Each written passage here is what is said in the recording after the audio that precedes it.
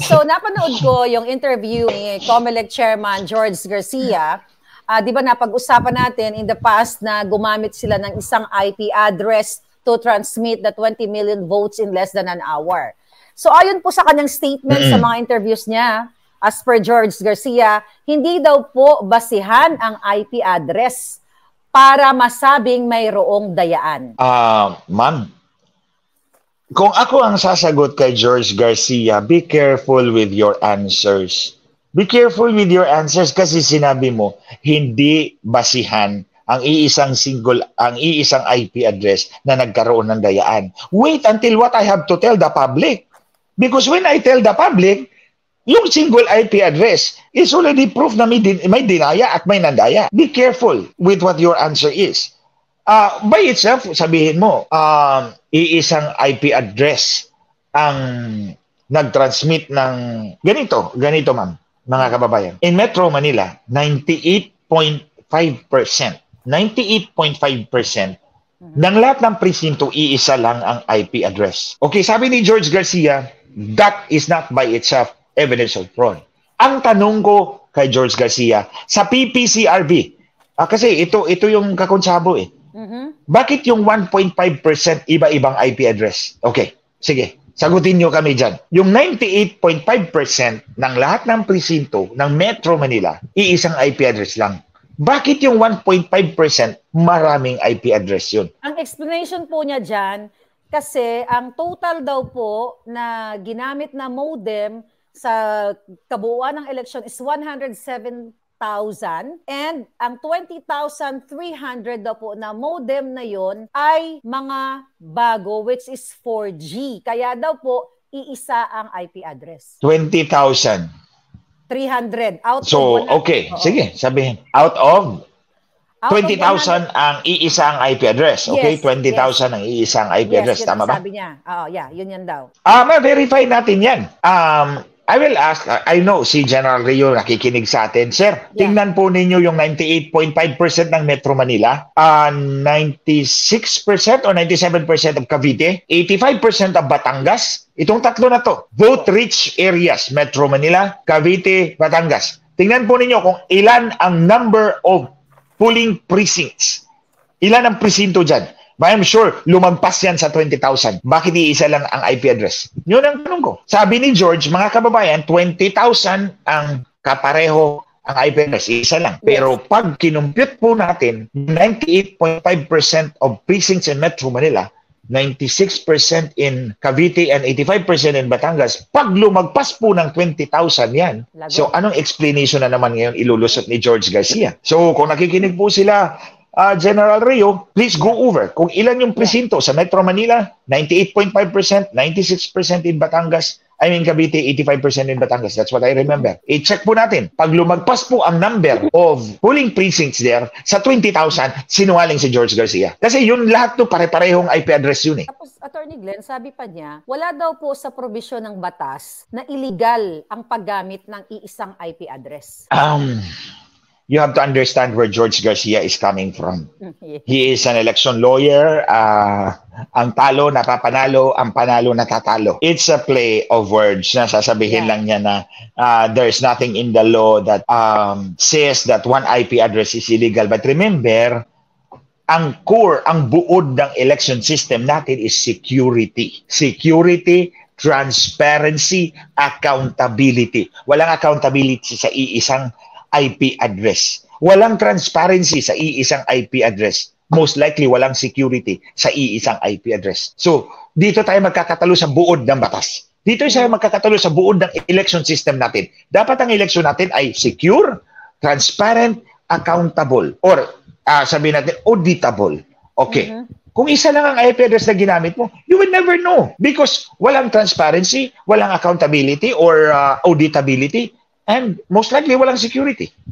So, dyan ang sagot ko kay George Garcia. Pinaglalaruan mo lang kami, siyempre.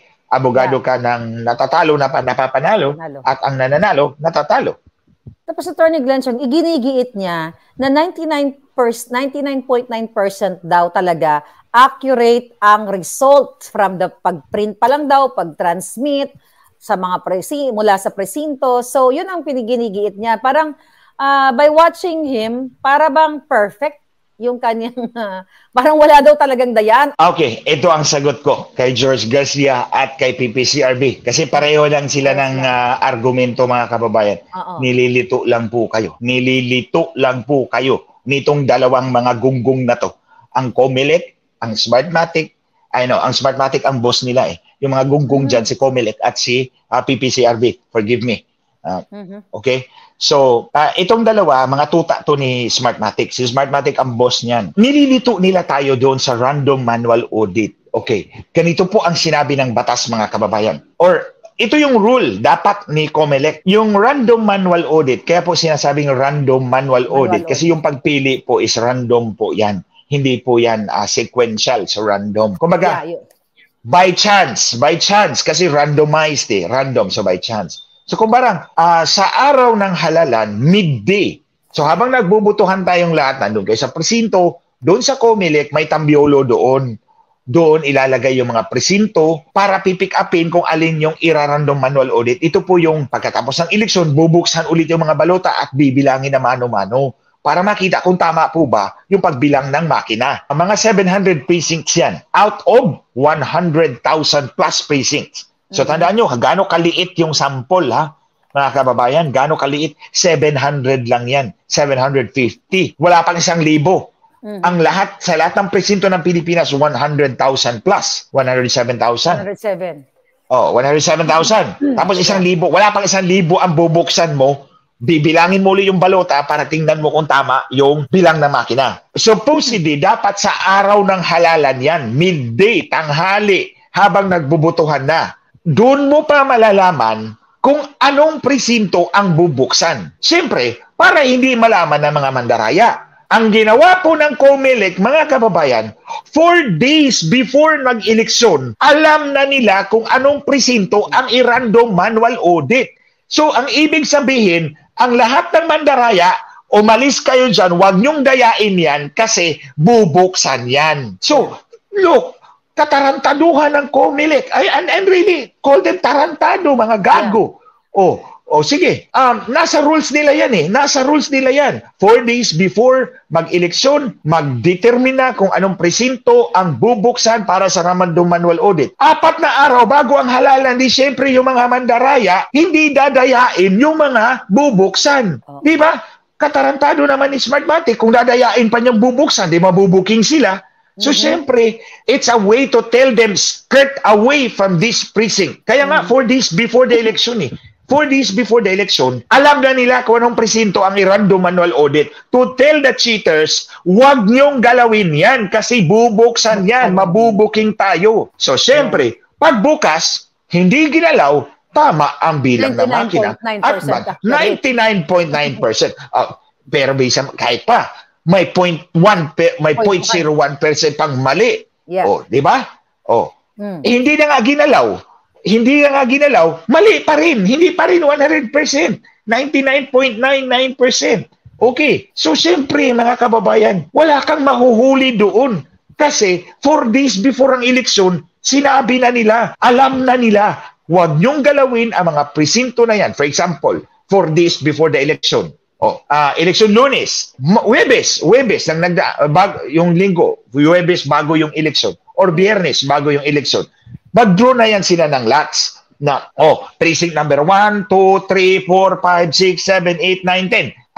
Bubuksan yan, i-random manual audit yan, bibilangin ng mano-mano. So, ito yon. Siyempre, si Smartmatic, hindi gagalawin niya yun, hindi niya dadayain yung precinct 1, 2, 3, 4, 5, 6, 7, 8, 9, 10. Kasi kung gagalawin niya yon, mabubuking. Kaya nga, ang sabi ng batas, ang sabi ng rules dati, midday of election muna, malalaman na precinct 1, 2, 3, 4, 5, 6, 7, 8, 9, 10 ang bibilangin para hindi mo dadayain yung lahat kasi hindi mo alam kung alin yung pipick upin sa araw ng halalan. Gets ninyo, mga kababayan? Kaya nga ang rules, ang sinabi, sa kalagitnaan ng araw ng halalan, malalaman kung anong presinto ang bubuksan. Para yung mga mandaraya, hindi nila dadayain kasi hindi nila alam. Doon na malalaman sa araw ng halalan. Itong tarantadong Comelec, 4 days before the election, alam na nila. So, sinasabi na nila doon sa Smartmatic, huwag nyo dayain to. Kasi bubuksan to, mabubuking tayo. That's plain and simple. Ito na mga kababayan. O sige, Comelec, libel nyo ako. Putang ina. Sorry. Okay lang yun. I love it.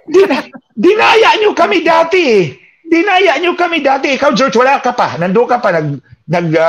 Wawalis ka pa nagwalis ting-ting ka pa doon sa opisina mo. Nandun na ako sa Comelec. Nagtatrabaho na kami doon.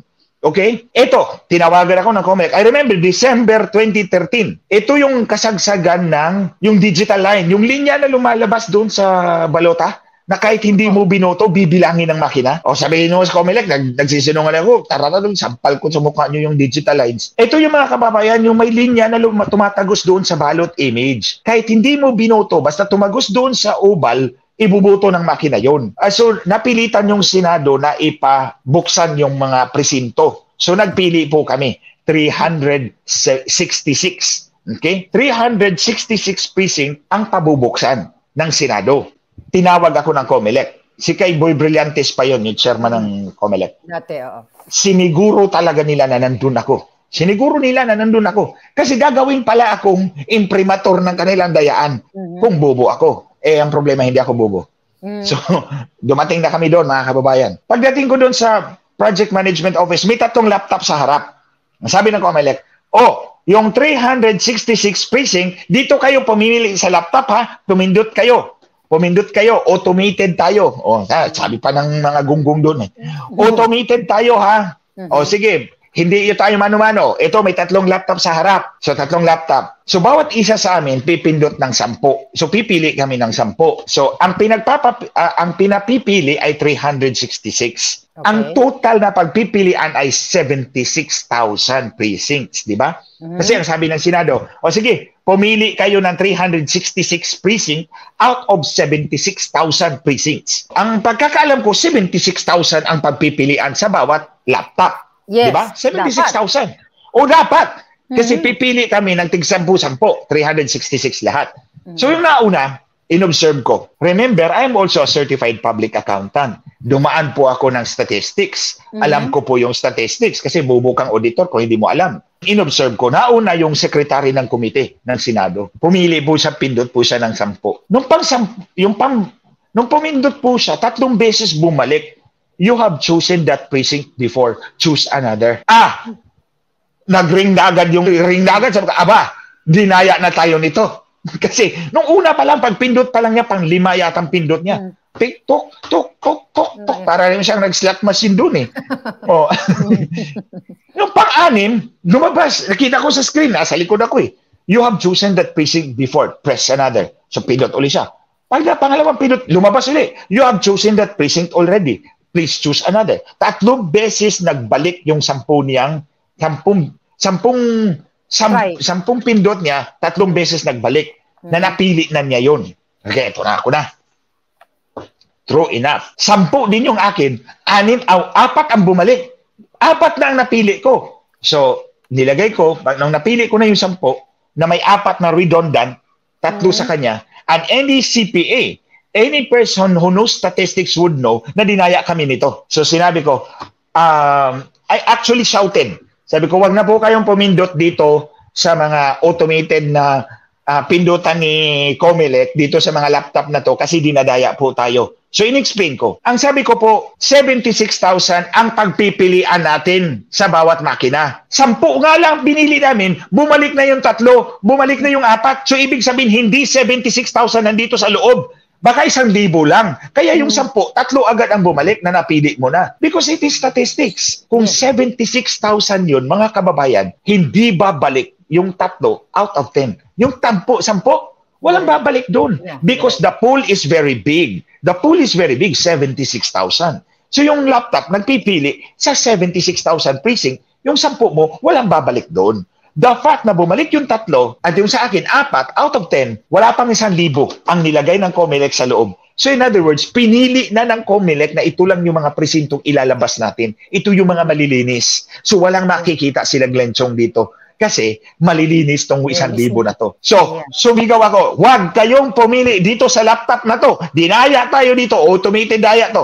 kumuha kayo ng yung listahan, yung mano-mano. Yung mga nakasunod sa akin, hindi na pumindot. Kumuha kami ng yung listahan na mano-mano. Doon na kami nag-check. Natandaan ko, kasama ko noon si Governor Margarita Tingting Cojuangco at that time. Kasi kandidato siya before ng senador. Nandun siya. So sabi ko, Gob, wag na po kayong pumindot dyan. Dito na kayo pumili sa papel. True enough, mga kababayan. Dahil hindi na kami pumili doon sa laptop. Doon na kami pumili sa mano-manong listahan. Out of 200,000 ballots na laman ng 366 precinct, 200,000, 32,000 ang may linya. Ayun, na-booking si Smartmatic. Na-booking si Comelec. Ang prueba ko dyan, yan mga kababayan, ma'am, nag-file po ako ng continuing objection sa Senado. Sabi ko, hindi na ako babalik bukas dahil dinaya nyo kami today. Hindi ako magpapadaya sa inyo bukas at hindi ako magpapagamit sa inyo. Hindi na ako pupunta rito, mag-file ako ng continuing objection, i-file ko dito sa Comelec, i-file ko sa Senado. Sinabi ko, dinadaya nyo kami dyan. You see, mga kababayan, hindi na eleksyon yun ha, hindi na eleksyon yun. Titingnan lang ang ballot image. Dinadaya pa kami. Paano pa kaya ang eleksyon na boto ninyo ang bibilangin? Sige, Comelec, that's very libelous. Kasuhan nyo ako kung hindi totoo. My defense is truth, good motives, and justifiable ends. Paano ngayon? Ito ma'am, mga kababayan. Paano tayo ngayon maniniwala sa random manual audit ni George Garcia, sa random manual audit ni PPCRB at ni Lintik? Lintik yung Lintik na yan. Kasi yung Lintik na yan, Legal Network for Truthful Elections, ang executive director niyan, dating commissioner ng Comelec. Sila rin pala yan. So paano natin? Paano tayo makakapagpaniwala dyan? Ako nga, biniktima nyo ako. Akala nyo, pulpul akong abogado? Langya kayo. Hindi nyo talaga ni-research na kung si matandang Brillantes ay CPA lawyer din ako. Siguro, akala niya pulpul talaga ako. Hindi ko siya mahuli. 10 pindot ko pa lang doon sa peking automated na tambiolo, nahuli ko na sila. You see, kung nagawa yan ng Comelec sa amin, na wala ng eleksyon, tapos na, ballot image lang ang titingnan natin. Paano na kaya ang eleksyon ninyong boto actually? Because of that na, hindi kami gumamit sa automated na tuldok-tuldok, pindot-pindot, automated tambiolo ni Brillantes, doon kami sa manumanong listahan, nahuli. Out of 200,000 ballot images in 366 CF cards, 32,000 ang may digital lines. Ayan, nahuli. Sabi ko nga, hindi pa isa-isa. 32,000 yan. That's about 15% of 100% per 200,000. So, Attorney Glenn Chong, alam naman ng ating mga viewers na tayong dalawa, and even yan si George Garcia at ang presidente ngayon at yung BFF natin pareho, ay talagang nilabanan natin yung Smartmatic. We are fighting against the dayaan. And even the president, the president, si Marcos ay nagsabi na mismo ito na, I quote, maliwanag na ang misyon ng ang talagang Smartmatic, ang kanilang pinabibili ay ibinibenta nila ay hindi election system. Ang binibenta nila ay dayaan system dahil maliwanag na. End of quote. Then also, na-interview ko pa si George Garcia at the same thing na nagpa-fight tayo sa electoral protest na kasama natin sila Kuting against Lenny. Then sa interview ni George Garcia a few days ago, sabi niya, ito'y nalungkot talaga ako at nagalit ako. Sabi niya, walang napatunayan na nagkaroon ng dayaan since 2010. So ang ibig niyang sabihin, sinungaling talaga. Pinaikot niya yung si Marcos. Yeah. Kasi siya ang abogado eh. Yeah. Kung sinabi niyang walang dayaan na napatunayan mula pa noong 2010, ano yung 2016 na sinasabi mong dinadaya yung kliyente mo? Yun nga. Pag-uumpugin ko kaya yung ulo mo at ni Marcos. Kaya pati yung babae. Imagine mo. So, kaya nga assuming ha, sinabi niya walang dayaan mula pa noong 2010. So anong ginawa natin noong 2016? Exactly. We were, in other words, we were deceiving. I mean, I'm not a part of you. No more. Yeah. I'm not a part of them. No more. My loyalty is to my country, to my people, not to them. So, wag nyo kaming Pati tayo, ginamit nila. Kaya doon sa istorya nilang, kung sakyan natin yung sinabi ni George Garcia. So, ginamit nyo lang kami para ma-amplify yung panliling ng nyo sa taong bayan na dinaya kayo. Sabi mo pala, hindi naman pala kayo dinaya Yeah, wala daw pong napatunayan. So, kaya sabi ko, so kung walang napatunayan, abogado siya ni Marcos. Yeah. Imagine, you were all fooling the Filipino people all along. And I refuse to be a part of you. Wala akong pakialam kung sino masagasaan. Basta wag nating gaguhin ang Pilipino. We refuse to do that. I mean, kung consistent kami sinasabing may dayaan mula pa noong 2010 hanggang ngayon, so lang, sige, dalhin nyo yung makina sa publiko. In a public place, dalhin nyo yung makina. Tingnan natin. Sige, George, patunayan mo. Lalaki sa lalaki. I challenge you. Dalhin mo yung makina in a neutral place. Pa-check natin. Sige, dalhin mo. Patunayan din natin na pwede yung man-in-the-middle attack na sinasabi ni PPCRB. Sinabi ni PPCRB na walang man-in-the-middle attack na nangyari. But that is true only kasi sinabi nila na binirify namin lahat ng election return. Tugma doon sa transmission. Yung printed election return sa presinto at yung transmitted election return, tugma sila. So, walang man-in-the-middle attack. Walang sumingit dyan. But that is only true kung ang makina is a one-way, unidirectional. Kung unidirectional lang ang makina ni Smartmatic, ibig sabihin makakapag-transmit lang, hindi makakapag-receive. The truth is, bidirectional ang makina ni Smartmatic. Nakakapag-receive ng transmission ang BCM. Nakakapag-transmit. So, dapat unidirectional lang yan. Unidirectional, si Smartmatic, si BCM lang dapat ang makapag-transmit. Hindi dapat siya makareceive. But in truth, as early as 2007, napatunayan yan sa WAO, Lanao del Sur. Nakaka-receive ng transmission, nakaka-receive ng instruction ang BCM ni Smartmatic. So kung nakaka-receive siya, pwede siyang mag-transmit ng peking resulta at yun ang iprinta, yun ang i-transmit. Therefore, tugma. There would still be man-in-the-middle attack. Malinaw, PPCRB? Kung unidirectional yung makina si Smartmatic, walang man-in-the-middle attack. Pero pag bidirectional yung makina na Smartmatic, posible ang man-in-the-middle. Yung man-in-the-middle mag-transmit ng peking resulta bago mag-print. Pag-print, peking resulta yon. Pag-transmit, peking resulta yon. Tugma pa rin ang printed at transmitted because fake result yon na pinadala ng man-in-the-middle. Yeah. Because the machine can receive transmissions. Unlike kung hindi siya makareceive. Kaya nga, sabi ko kay George, dalhin mo yung makina sa harap. Dalhin mo yung makina sa harap, tingnan natin, busisiin natin. Yeah. Para we can settle this issue once and for all. Kaya nung narinig ko na sinasabi niya ni George Garcia, COMELEC chairman na walang dayaan, sabi ko, so lahat pala ng sinabi niya sa interview, nung siya in-interview ko at lang mga statement ni Kuting, pinagluloko talaga nila ang taong bayan na dinaya daw sila ni Lenny sa vice presidential.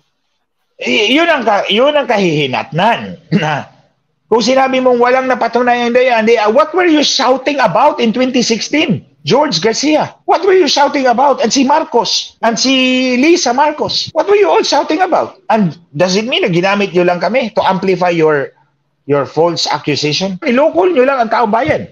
Para maabot kayo sa punto na yan, and kausapin nyo si Smartmatic para kayo na ang maging amo ni Smartmatic ngayon. With more reason, mga kababayan, pigilan talaga natin na gamitin uli ang Smartmatic. Talagang nabudol ang Pilipino. Atty. Glenn Chong, mayroon pa siyang sinasabi kasi 'di ba remember na pag-usapan natin yung hybrid election. So ang sinasabi ni George Garcia diyan sa hybrid election, pinag-aralan daw po nila yung time and motion ng hybrid election na kapag let's say for example daw 800 voters lang sa isang presinto, it will take 3 days kapag mano-mano o hybrid election. Yun ang sabi niya. George, bobo ka talaga. Honestly, I call you, bobo ka talaga. Kung pinag-aralan nyo na at pinakinggan nyo ang sinabi namin, hindi 800 ang presinto, ang butante bawat presinto, mga bobo kayo talaga. 200 lang. 200 lang ang butante bawat presinto. Kasi nga, ito nga, George, I really challenge you. Yung 10 na mga kampong mo dyan sa COMELEC, Mag-time and motion study tayo, kayo at kami. Sige, kami, ako, si General Rio, sino pang gustong sumama sa amin. Mag-compare tayo. Publicly, yung may camera. Sige, yes. Gamitin nyo. Ito, challenge ko talaga, mga kababayan. I'm not kidding. Yes. Challenge ko to kay George Garcia. Okay. Mag-time and motion studies kayo. Gawin yung 800 ang botante. Sige, gawin yung 800 ang botante ng isang presinto. Mag-time and motion study kayo. Maglagay kayo ng camera doon. Kami, mag-time and motion study din kami. Pero 200 lang ang botante namin. Pero hindi na kami mag-antay sa inyong 3 araw. Pagkatapos namin, matatapos kami ng kalahating araw, okay na, magbibilang na kami sa hapon. O, ipapakita natin yan, mga kababayan. We're ready. We're ready. Yes. Okay. Sige. Prove your point, COMELEC, and then we will also prove our point. Mag-200 lang yung botante namin bawat presinto. 200 botante bawat presinto. Printed yung balota. Voting by shading lang. Voting by shading, pero pwede mong burahin. Kung ayaw mo, nagbago yung isip mo, pwede mong ikisan. Okay, voting by shading, printed ballots tayo, hindi written. Voting is only from 6 in the morning to 12 noon. Test, kalahati lang ng araw ang botohan natin, mga kababayan, sa sistema namin. Tapos, 30 minutes na break, 12:30, magbilang na tayo hanggang 5. Tapos tayo. Tapos transmit tayo ng alas 5 ng hapon. Walang pinagkaiba in terms of speed sa Smartmatic. But there's a big difference. Public yung counting. Nakikita ninyo. Nabibilang ninyo. At kung may dayaan, mababantayan ninyo dahil ang dayaan ay mano-mano. Kapag mano-mano ang bilang, mano-mano ang dayaan. Nababantayan dahil nakikita ng mga mata natin. Kapag automated ang eleksyon, automated ang bilangan, automated ang dayaan, wala kang makikita dahil lahat nandoon sa loob ng makina. So, you choose, mga kababayan. So, ang challenge natin ngayon kay George Garcia, sige, gumawa kayo ng time and motion, ipakita nyo sa publiko. Yung may mag-live stream kayo. Hilig ka ng live stream eh. Hilig siya ng live stream mo. So, i-live stream mo yung time and motion study mo, George. Papasukin mo yung 800 na botante mo, bilangin mo, tingnan natin, tapos ikumpara natin sa amin kung gaano kaayos yung sistema namin. Yung alternative ng sambayanang Pilipino. Hybrid election system, 200 voters per precinct, voting by 6 a.m. to 12 noon, printed ballots, voting by shading, then counting by 12:30 to 5 o'clock in the afternoon, then transmitted results. Sige, tingnan natin. Makikita ng taong bayan yan kung gaano kalaki yung advantage ng sistema ng hybrid election system na sinusulong natin. Yung hybrid election system na bersyon ng taong bayan. Correct. Hindi bersyon ni Smartmatic at COMELEC. COMELEC, yeah. Wow. So yun yung challenge natin kay George Garcia. Madaldal ka naman eh. Sagutin nyo kami, mga kababayan. Pinapakita ko po sa inyo na may sistema tayong alternatibo. Hindi Smartmatic. Kasi ang mahalaga, makita po natin ang ating mga mata kung paano binilang ang ating boto.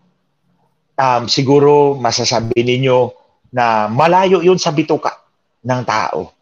Ang principle ng suffrage, konsepto ng botohan, malayo yun sa bituka ng tao. Pero tandaan po ninyo, direktang konektado po yan. Dahil ang nakakaupo sa gobyerno sa pamamagitan ng boto natin, ang siyang mag-chart ng palisiya ng gobyerno kung saan tayo patungo. Ang palisiya ng gobyerno nakaka-apekto sa pamumuhay ng bawat Pilipino. May direktang epekto yun. Si Smartmatic ang kumukuha ng lahat ng pera na ninanakaw ng mga politician, ng mga politiko. Ang politiko nagbabayad sa kanila para manalo. Dayain ang eleksyon para manalo. At babawi sa kaban ng bayan. So yung pera na para sana sa kalsada natin o flood control, nawala yung control, flood ang natira dahil ninakaw ang pera. At ang pera ay napunta kay Smartmatic. Simple lang po yung equation na yan. So kailan po tayo a-action? Hindi na po natin pwedeng hayaan na ang administrasyong ito ang maging bagong amo ni Smartmatic. Tigilan na po natin yung kalakaran ganyan. Tanggalin po natin si Smartmatic once and for all. Let ourselves be free. Now, we are free to choose the leaders we want. The leaders who will serve us. Kasi kung ang leader ay halal ng taong bayan, niluklok talaga ninyo at ako. Ang utang na loob niyan ay sa atin. Pero kung si Smartmatic ang nagpanalo sa mga politiko, wala po silang utang na loob sa atin. Wala silang katatakutan sa atin. Wala tayong hustisya sa balota. Kung hindi tayo makakuha sana ng hustisya sa Department of Justice o kung saan man, sa balota is our last recourse. Ang balota ang last recourse natin. Pero kung nanakawin pa, wala tayong mapupuntahan. So wag po nating hayaan na si Smartmatic ang magiging amo ng bawat Pilipino. We are being enslaved by this company. We should do away with this. Now that we have a chance. Sa mga susunod na araw, malalaman po ninyo ang buong ng pangyayari So hindi po yan, yung sinasabi po nila General Rio, ang epekto lang yan. Hindi nyo pa alam kung ano ang nangyari bago yan. Malalaman po ninyo yan sa mga susunod na araw. So I leave it at that, mga kababayan. We continue to fight, not for anybody else, but for ourselves, for our country, for our future. At ang kalaban natin ay si Smartmatic. At itong kakonsabong COMELEC. At kung gustong sumausaw ang administrasyon, that's their problem. Yun lang po. Maraming salamat, Attorney Glenn.